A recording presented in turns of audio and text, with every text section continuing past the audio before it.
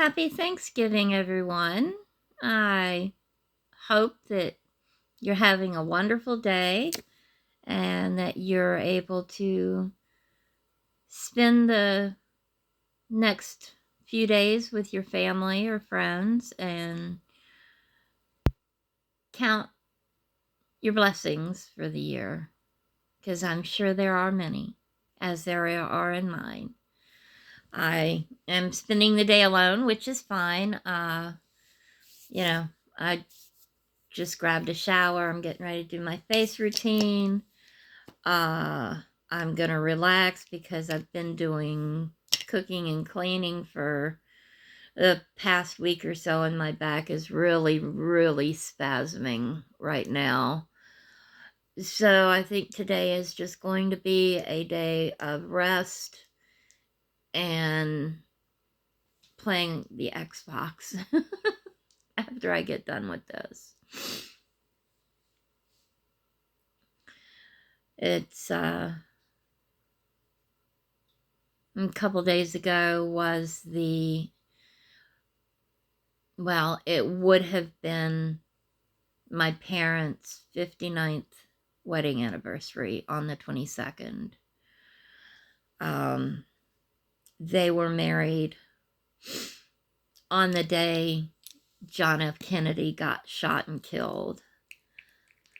My mother was literally in the beauty salon getting her hair done when the news came out that he was dead. So that's how I've always been able to remember Kennedy's death and their anniversary, because the two coincide. But yeah, they would have been married 59 years. So that's it's a long time. I haven't even been alive that long, of course. Only 54 years. So no worries there. I don't care. But another thing on the 22nd is on the 22nd in 2000 was the day I met my last husband.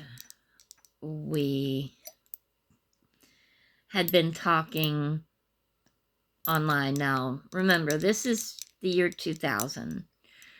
The internet was still quite new. You had dial-up only. There was no high speed or anything like that. So you had to literally use your phone line and dial up.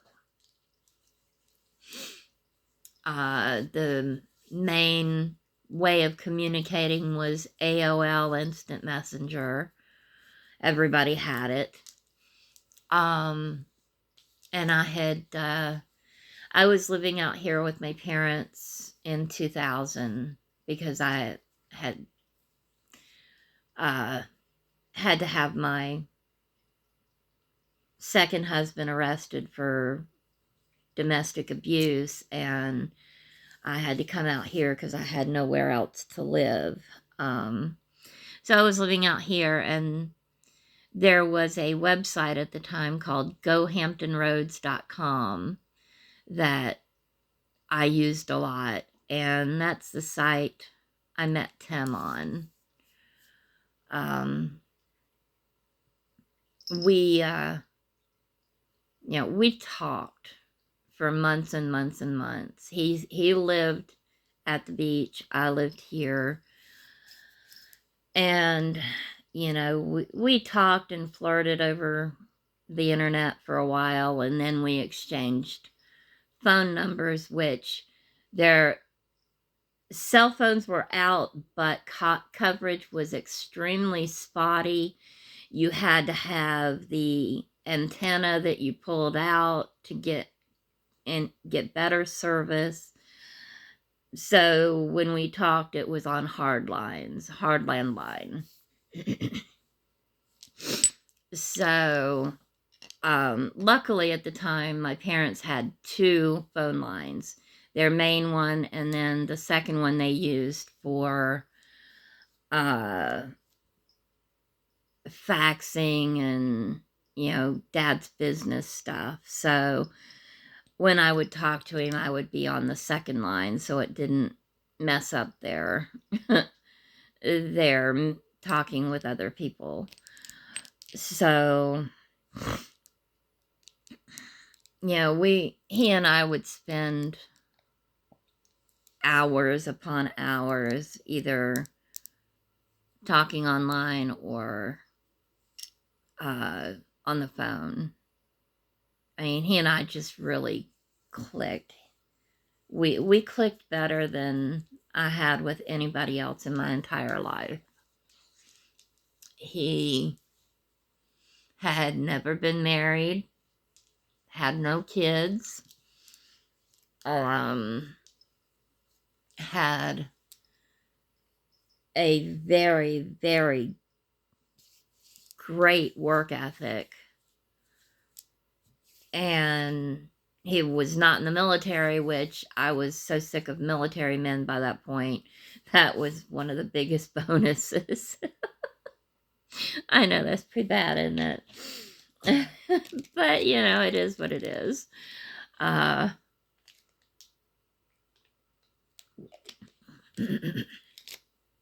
So that year on the 22nd, in 2000, the kids were with me out here, and their dad wanted to have Christmas with them. So, or not Christmas, Thanksgiving. Duh.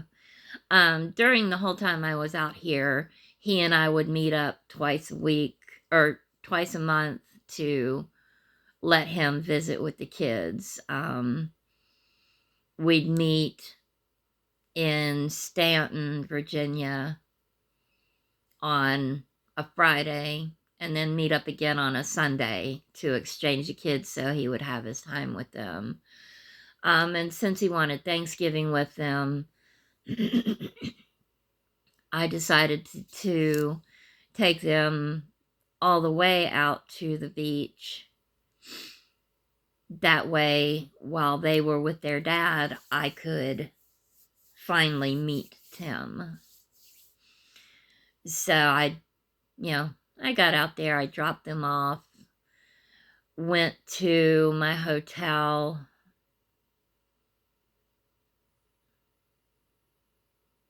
Yeah, I think I stayed in a hotel. I might have stayed at my brother's house. I don't remember. Anyway, I went and I changed into this really pretty dress that I had, and at the time we were going to meet up, he was at work because he worked two jobs. So once I got changed, I went on up to MacArthur Mall and went into the store he worked at, and he was doing some stocking when I walk in, and he just kind of looked at me and went, whoa. At the time, I was in a lot better shape. I weighed, maybe 130 pounds, which for having my back issues, that was pretty good. And I wasn't as chunky as I am now. And I had longer hair. I think it was shoulder length, so I had done it up real nice. But,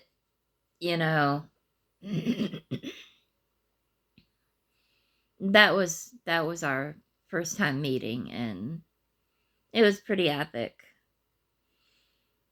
So we decided we were going to go out to Bar Norfolk and, enjoy the night after he got out of work. So I actually went and changed into something a little more appropriate for a bar.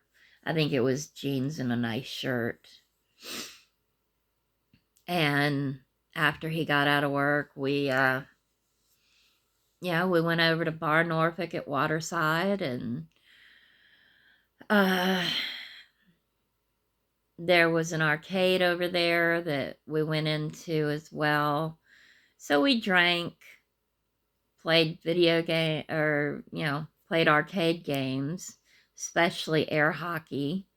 We fucking had a blast with air hockey. And I mean, we just, we talked, we shared more about ourselves. Now that was the first time we met, so he knew I had kids, but I also, because I knew he was single, that he didn't have kids, I made sure to make it abundantly clear that I could never have kids with him, because I had already had a full hysterectomy. And I also let him know that my back was bad, and that as I'd get older, it would get worse, and I would have to have more surgeries, and the possibility of me being wheelchair bound at some point was a real good possibility.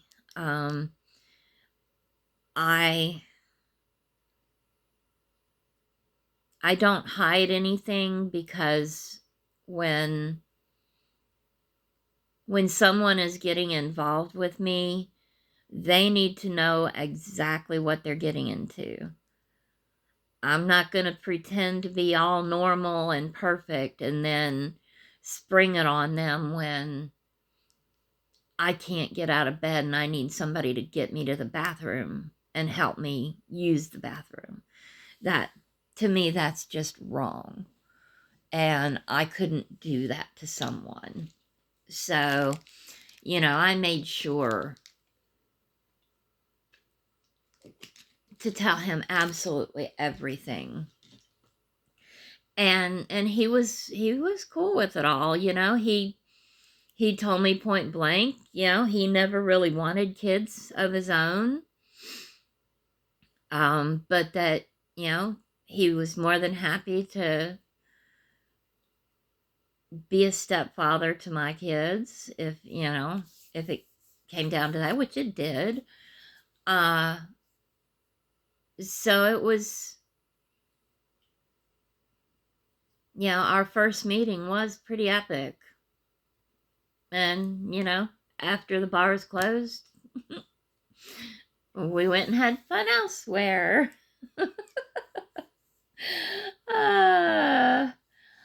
But from that point on, he and I were exclusive.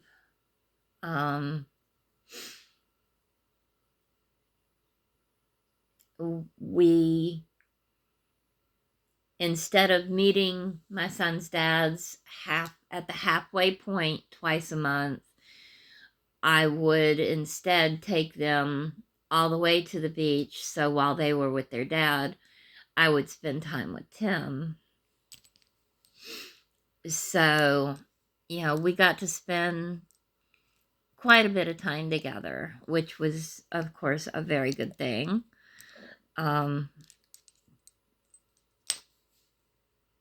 And around August of 2001, there was an apartment in his apartment building that was a 3-bedroom that was becoming available, and we made the decision to move in together. So end of August, beginning of September of 2001, we moved in together, and we were in that apartment for 9 years.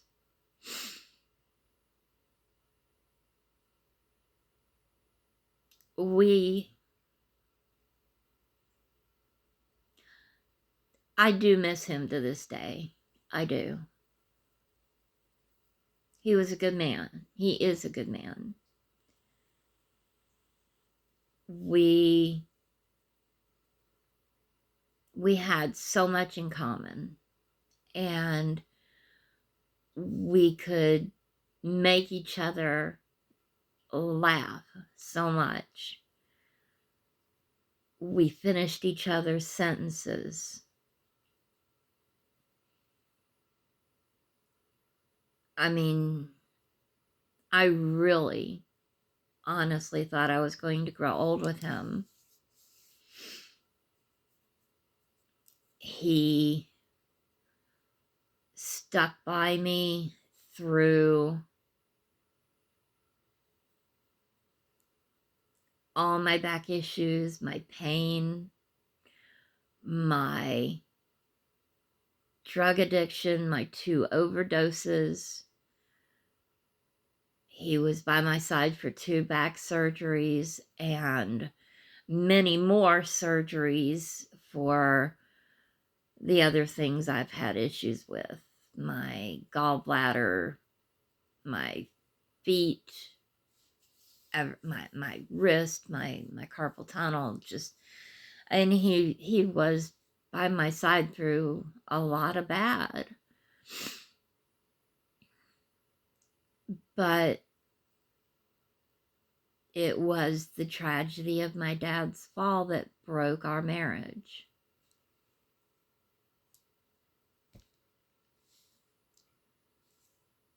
I handled that time of my life the best I could. And I know he did too, but unfortunately the way he handled things broke us apart, because he made me choose between himself and my dad. He was an able-bodied, working man, whereas my dad was a permanent quadriplegic with a feeding tube and being on a ventilator. That was a no-brainer in my eyes. And when you make somebody choose between 2 people, yeah, you can get pissed about the outcome, but you should not be surprised when they don't choose you. I 1000% know I did the right things after my dad fell. I have no regrets of my actions during that time.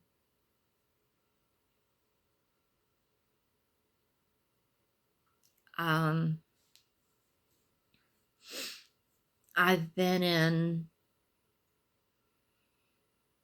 intense counseling for over 1.5 years now, and thanks to that, the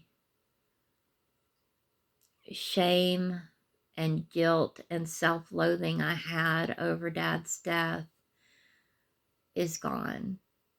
I have been able to give myself the grace that I always give others, and realize that maybe I wasn't perfect, maybe I didn't handle things perfectly, but I honestly handled things the absolute best I could. And yes, he was in my care when he died, but there was nothing I could have done differently.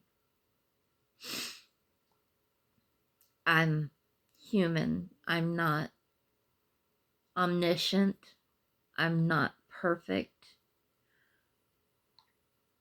I'm not superhuman. I'm just human. And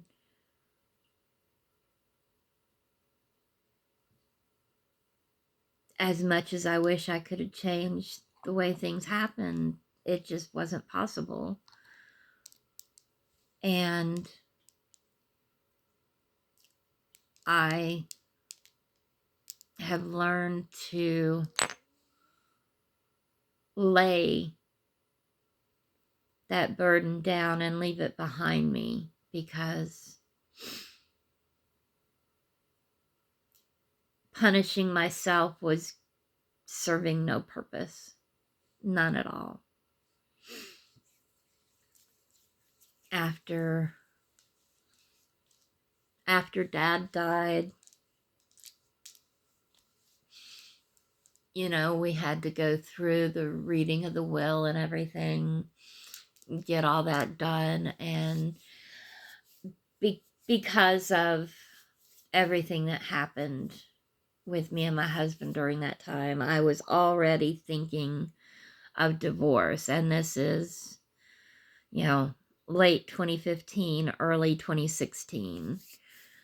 But our lawyer was also a very good family friend, and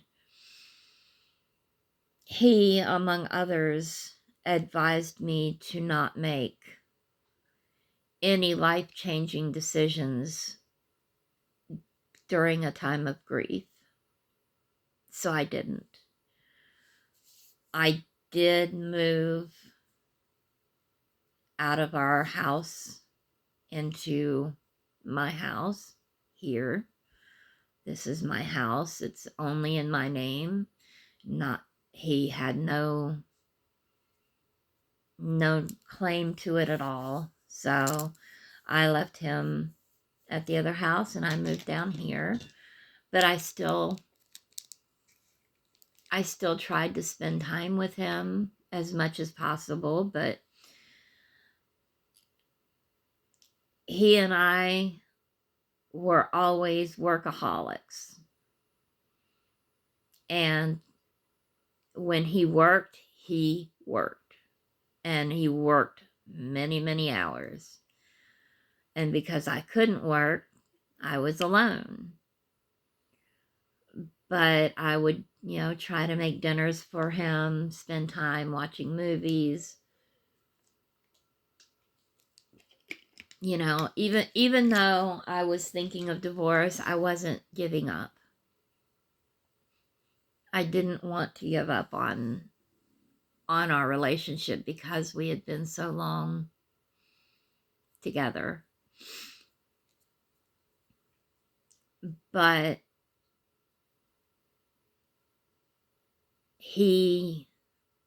at the time, he never thought he did anything wrong during that time. And when you can't admit you're wrong about something, you cannot change to make things better. And I spent over 3 years trying the best that I could, hoping he would change, but knowing he wouldn't. And it finally just got to the point where in 2019, when I got my taxes back, I put through the divorce. I was still grieving at the time, but I had a clearer head and knew that living half a life was not living at all. And divorcing him really was one of the hardest things I've done.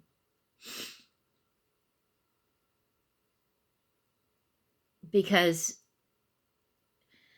as bad as things got, I still loved him. And part of me does still love him to this day.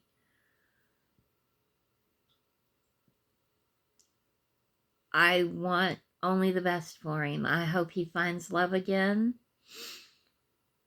I hope everything he chooses to do in life comes to fruition. I'm very, very content in my life. I'm alone. That's okay. I don't mind. I've got my kitties.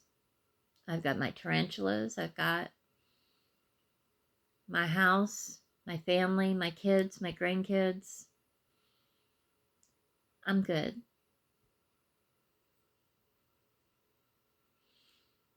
But this time of year is really hard for me.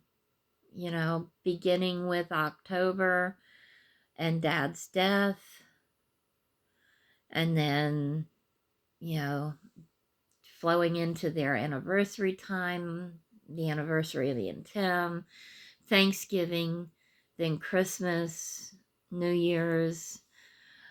It, you know, really makes me miss my family, because when we moved out here as a family in 78, from that time on, Thanksgiving and Christmas was always a very big event. We really did have a big family, and we always spent it together. Um, Up until my grandmother had to go in a nursing home, we spent those holidays up at her house.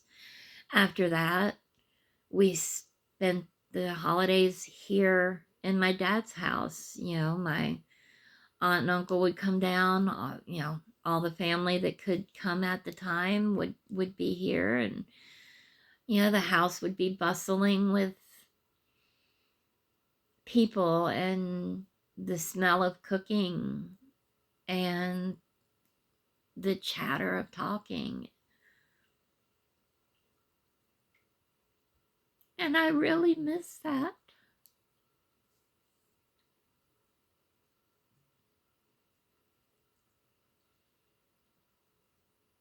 I'm not able anymore to make those meals like I used to. I love cooking, but my back can't take the hours spent making everything for the meals. Last year, I believe, I actually went to my aunt and uncle's house for, I don't know, I think it was Christmas. Um, and I was able to make a few things for it, but it was just a couple things because she made the most of everything, and that was a first for me.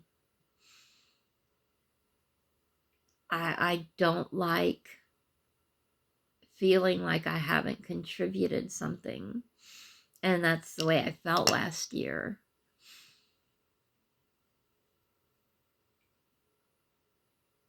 My family has dwindled down to hardly anybody now.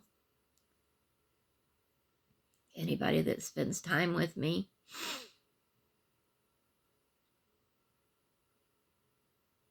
And that is one of the hardest things for me. My life has always, and I mean always, been about family. I would sacrifice anything and everything for family. And I have over the years sacrificed a lot. So being alone during holidays,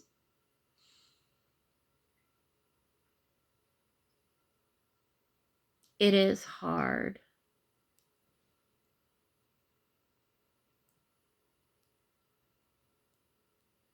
But I can survive it. Um, I will talk to my boys here in just a little while, and I think I'll FaceTime everybody so I can see their faces and blow kisses to my grandbabies, and just, it's not the same, but it's enough.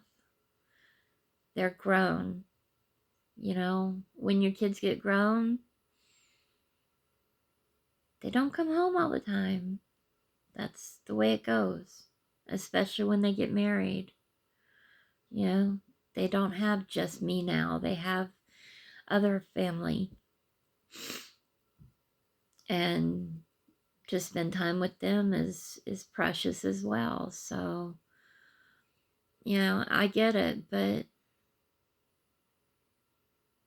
holidays are hard for a lot of people. I am okay. But just remember, people don't always show you how sad they are, especially during the holiday season, because they don't want to burden other people with their sadness. So take a moment to include people that you know are alone. Send a text, make a call. Take just a moment to say, hey, how you doing? Because this is the time of year for suicide. And you never know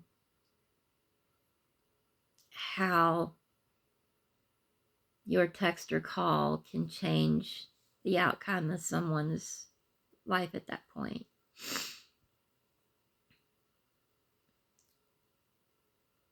When people get depressed, we feel alone and secluded, and that nobody wants us. So make sure you reach out and let people know that they mean something to you, because it really can be the difference between life and death.